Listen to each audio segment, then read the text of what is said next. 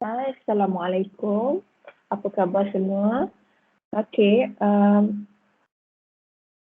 ini adalah video yang pertama. Video ni akan menerangkan pengenalan sedikit pengenalan mengenai saya sendiri dan juga saya akan terangkan sikit course info untuk Eco 415.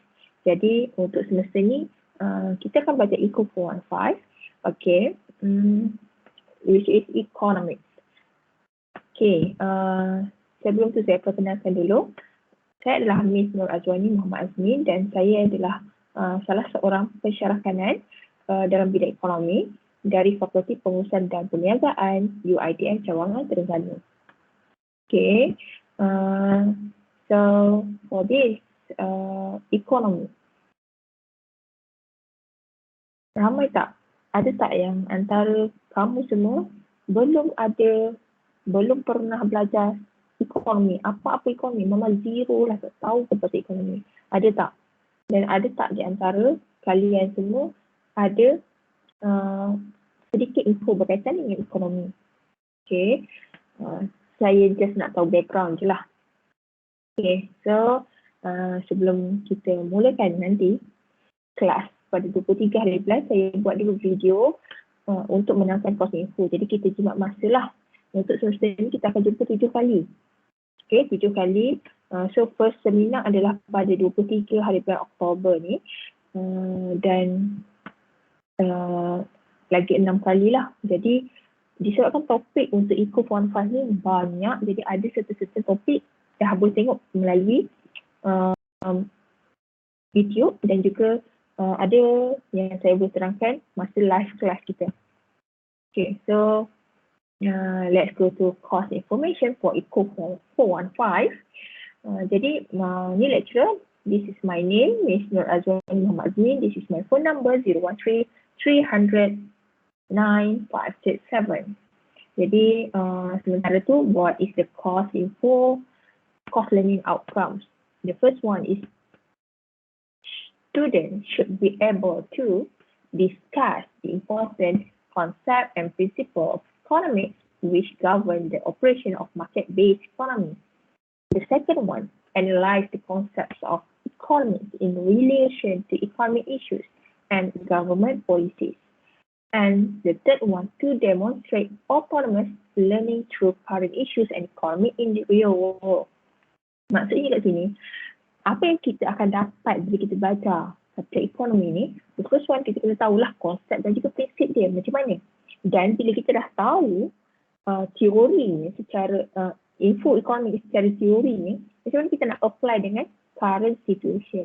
Apa yang terlalu banyak economic issues yang berlaku di negara kita dan juga di luar negara. Jadi di sekeliling kita ni selalu berlaku isu-isu ekonomi. Jadi macam mana kita nak relatekan isu ni dengan teori yang kita belajar. Itu yang you perlu dapatlah sedikit sebanyak daripada pembelajaran Eco 415 ni. Jadi sedikit course description. This is an introductory economic course for students pursuing a 3-year degree program.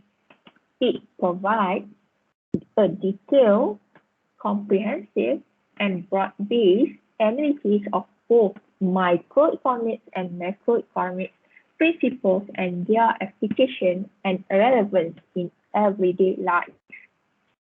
So, untuk subjek ekonomi ni, dia terbahagi dari dua, microeconomics dan juga macroeconomics. So, kalau you pernah belajar, ni masa diploma, dia separate. Okay, micro satu semester, macro satu semester. Tapi untuk syllabus ni, kita belajar briefly lah konsep berkaitan micro dengan macro dalam satu semester. Jadi topiknya agak banyak. It consists of 11 topics in this chapter. Jadi 6 out of them cover microeconomics dan the rest akan cover macroeconomics.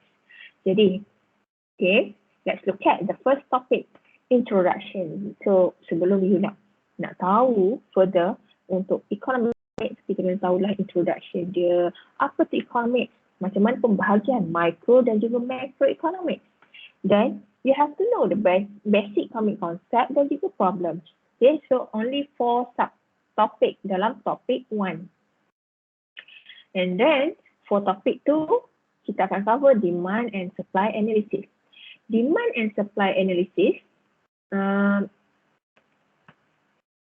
demand permintaan dan juga supply penawaran.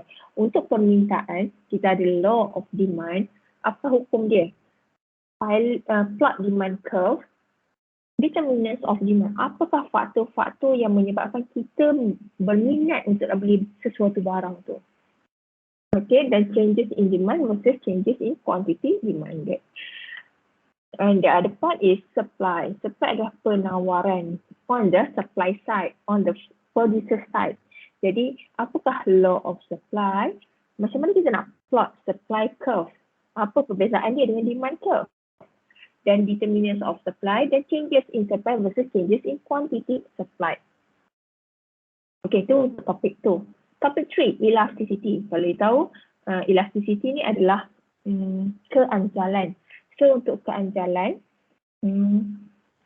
we have 4 elasticity, 4 types. 3 daripadanya adalah untuk demand dan the rest, the only one is for supply. Jadi dalam untuk demand ni kena ada price elasticity of demand, cross price elasticity of demand, and income elasticity of demand. Untuk price elasticity of demand, macam mana kita nak tahu hubung kait antara quantity dan juga harga? Macam manakah perubahan sensitif ke tak quantity, bertambah ke tidak quantity apabila berlakunya perubahan harga pada sesuatu barang? Untuk cross elasticity of demand, macam mana berlakunya sensitif ke tidak quantity barang tersebut apabila berlaku perubahan harga pada barang lain. That's why nama dia cross. Dan juga income elasticity of demand, perubahan quantity apabila berlaku perubahan pada gaji. So macam mana? Sensitif ke tidak? Atau tak ada kaitan? And the last one, price elasticity of supply, quantity pengeluaran apabila ada dengan perubahan harga. Macam mana dia punya response, dia punya tindak balas terhadap perubahan harga. Okay, itu untuk chapter 3. Untuk topik 4, market equilibrium. Dalam topik tu tadi kita dah belajar separately demand dan juga supply. Untuk topik 4, kita akan combine both dalam one diagram. Jadi untuk market equilibrium, it is very important to determine the price. Okay, macam mana kita nak tetapkan harga based on demand and supply. Jadi ada effect of changes. Dan price control. Harga sesuatu barang akan ditetapkan oleh penawaran dan juga permintaan. Okay, supply and demand. So harga akan naik dan turun mengikut keadaan. Tapi ada certain case kerajaan akan kontrol harga tersebut yang dinamakan price ceiling dan juga price floor. Okay, so itu untuk topik 4. Topik 5. Yang ni lebih kepada firm supply, theory of production and cost. So dalam topik ini kita cover 2 benda, production dan juga cost. Untuk production,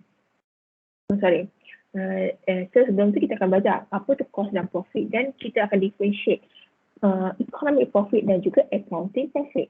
Kemudian short run dengan long run. Apa perbezaan short run dengan long run? Dari segi production dan juga cost. So untuk production adalah sikit calculation, very basic calculation to calculate marginal, total and also average product. Ada law of diminishing return, ada feasible production stage. Kemudian untuk cost pun sama, ada minimum simple, very simple calculation for cost. Dan ada long run production cost. Jadi ada short run dengan long run. Apa beza short run dengan long run? Jangka panjang dan jangka pendek. Berapa pendekkah jangka itu? Dan berapa panjangkah jangka itu? Okey, saya tunggu topik 5 nanti. Kemudian topik 6. Topik 6 dia berkait rapat dengan topik 5. Topik 6, theory of firm and market structure. Jadi, you have to know the approach to calculate profit maximization.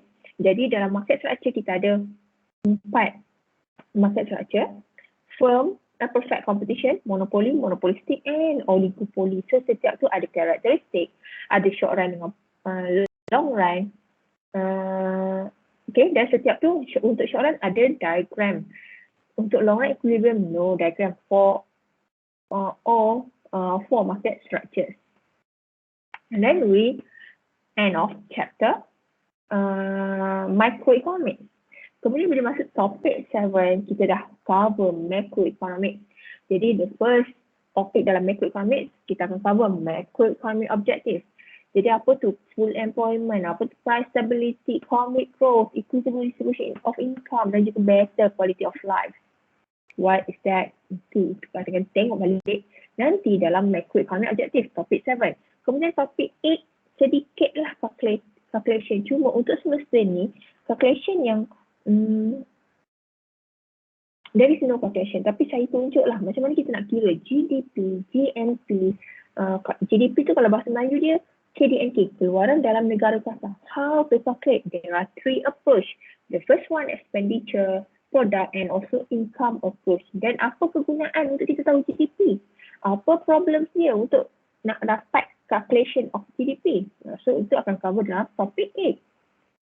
Kemudian topik 9, public policies. Okey, ini adalah polisi ataupun dasar-dasar kerajaan. Jadi banyaklah dasar tapi kita summarizekan dalam 2. Okey, categorizekan dalam 2 iaitu fiscal policy dan juga monetary policy. Untuk fiscal policy ada revenue dan juga government expenditure. Dan ada expansionary dengan contractionary fiscal policy. Dan untuk monetary policy, you have to know the monetary instruments such as bank rate, reserve requirement, open market operation, moral suasion. Sama juga dengan fiscal policy, we have expansionary dan contractionary. So polisi ni memang kita nampaklah sekarang apa yang kerajaan tengah buat daripada awal tahun 2020. Banyak kan dasar-dasar polisi-polisi bajet-bajet yang kerajaan lakukan in order to improve to recover the economic issues. Okay, kita sekarang dalam keadaan masalah ekonomi, unemployment tinggi. Apa kerajaan buat untuk reduce the problem? Okay, next topic 10, macroeconomic problems. There are 2 main problems, which is inflation dan juga unemployment. Apakah itu inflasi? Inflation, selalu dengar kan inflasi tinggi, inflasi rendah. Tapi apa tu? Jadi kat sini kita akan belajar what is inflation, macam mana type dia, apa the causes of inflation. Jadi demand pull inflation dan cost push inflation. Kemudian how to calculate inflation rate, effects of inflation dan juga policy to control inflation. Dan untuk polisi ni biasanya kita akan cover baliklah apa yang kita dah belajar topik 9. So kita akan apply dalam topik 10. Dan untuk yang kedua adalah unemployment. Macam mana? Apa causes of unemployment? How to calculate unemployment rate? Kesan-kesan dia macam mana? Dan polisi yang kita dah belajar dari topik 9 tu, kita akan cover balik dalam topik 10. Dan the last topic for this semester iaitu international yang melibatkan antarabangsa. Kenapa negara kita terlibat dengan negara luar? Dengan aktiviti import dan ekspor. Jadi, so ada 2 bahagian besar iaitu international trade dan juga balance of payment. Jadi untuk international trade, apa kelebihan kita import dan kita ekspor barang? Based on free trade. What is free trade? Dan argument for protectionism. Dan kemudian untuk balance of payment, saya akan tunjuk sikit structure of balance of payment yang berkaitan dengan Malaysia lah, data Malaysia, cuma no calculation for your syllabus. Balance of payment, deficit or surplus, kesan-kesan. Kalau deficit maksudnya banyak import, duit kita banyak keluar, so how to correct the deficit? So to effect, to correct, correction, sorry. Yang nombor 4, nombor 3 effect dia. Apa kesan-kesan? Kalau berlakunya import tu lebih banyak berbanding ekspor.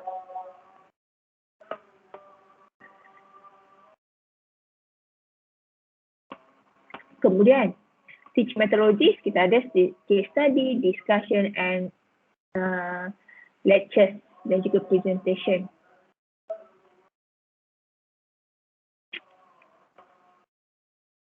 continuous assessment. So we have two individual assignment.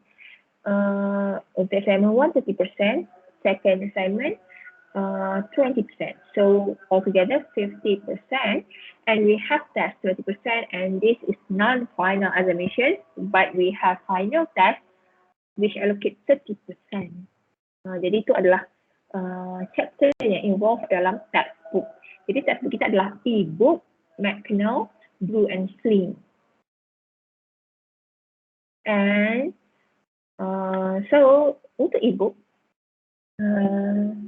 we have e-book sebenarnya which cost RM50. So you akan dapat satu e-book yang you boleh access selama setahun, dan e-book tu dia kalau final nanti, untuk final test nanti dia auto daripada e-book tu. Jadi saya rasa memang you have to buy this e-book. I will give the list of the class to the person in charge of e-book. Then they will activate the version of the e-book, and we can use e-book together. And this is the chapters in the textbook. All right, guys, that's all for the introduction of the course information. Hope to see you guys in week 1, the first seminar, which is 23rd of October. Okay, bye. Assalamualaikum.